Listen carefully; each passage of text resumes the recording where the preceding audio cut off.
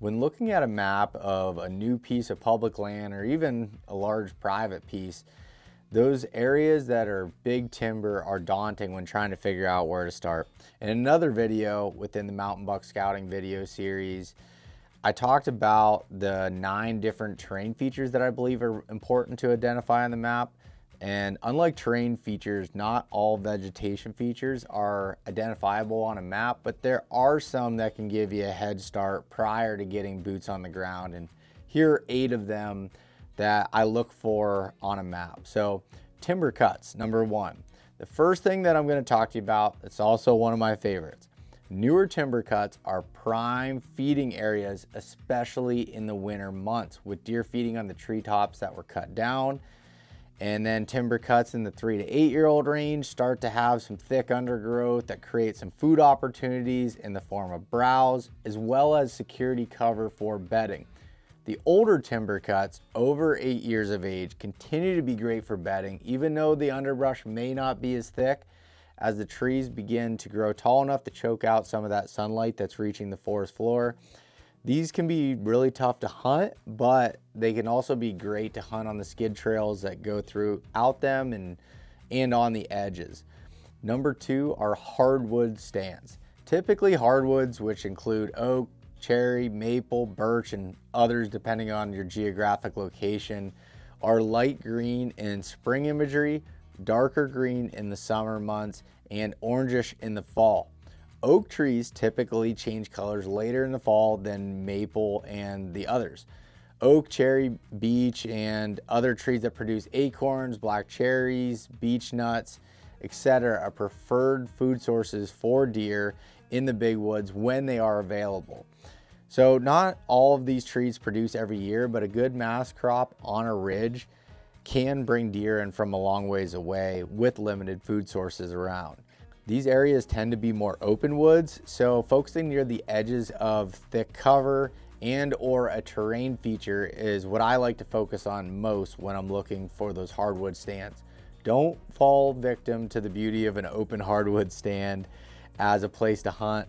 A lot of times bucks need to feel secure, especially when you're in areas that are being hunted by other people. Number 3 are conifer trees.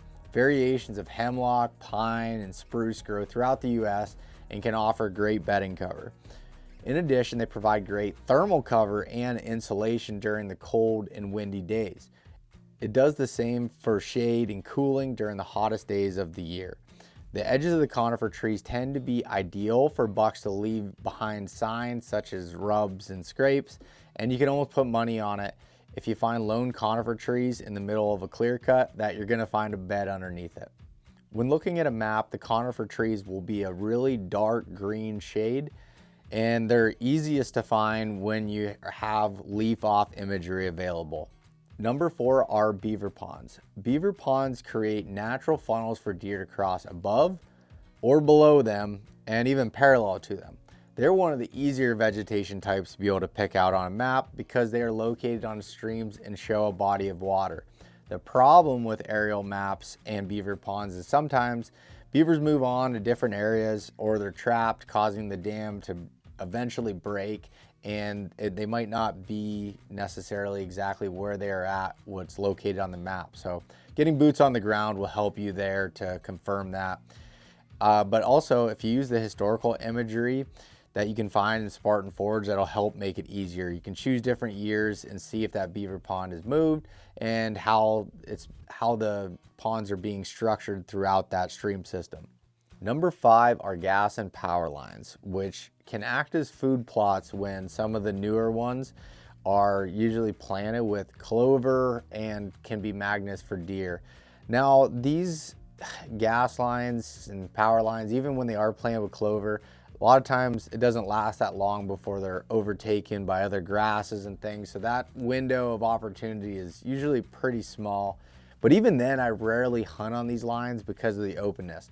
But they can tend to be destinations for deer in the evenings and at night. Number 6 are grassy openings within timber cuts, creek bottoms, thermal hubs, and other key features, which often include trail crossings and scrapes. So depending on the size and the wind speed, these grassy openings tend to get more sunlight, which can cause an upward thermal pull, making them easier to hunt without getting winded.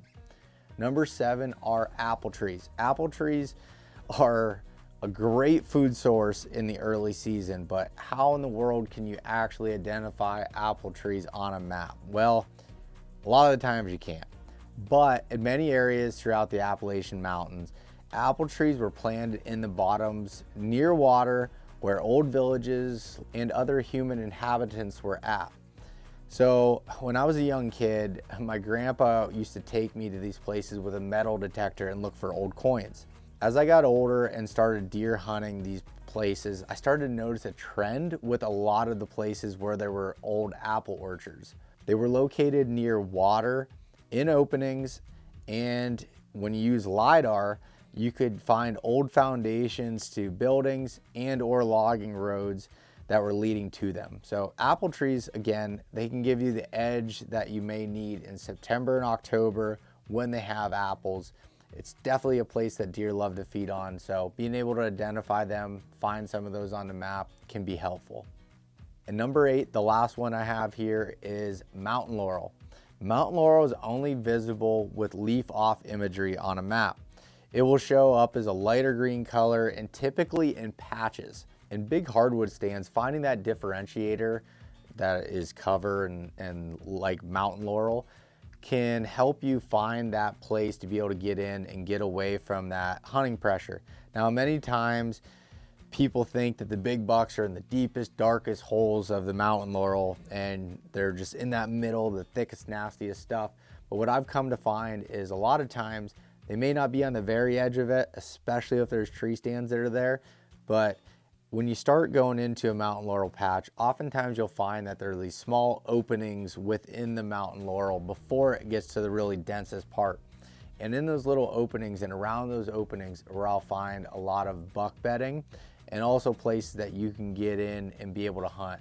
Getting in just a little bit into that cover can be the difference in getting a shot opportunity at a mature buck versus just seeing does and young bucks. Deer love to walk the edges of vegetation and terrain features. For example, if there's a side hill that's covered in hemlock trees that meets a ridge top covered in oaks with a good acorn crop, I would try to find a place to set up on that transition. Places with a lot of edges usually have the vegetation diversity that you're looking for. Diversity equals ample amounts of food sources and bedding areas. Understanding what terrain and vegetation features to look for is important to improving your efficiency when you're e-scouting and then being out in the field. It may seem a little bit hard at first, but don't worry, with some time and repetition, you'll be able to find those key terrain features and they'll jump out at you very simply. If you like this video, please subscribe and leave a comment.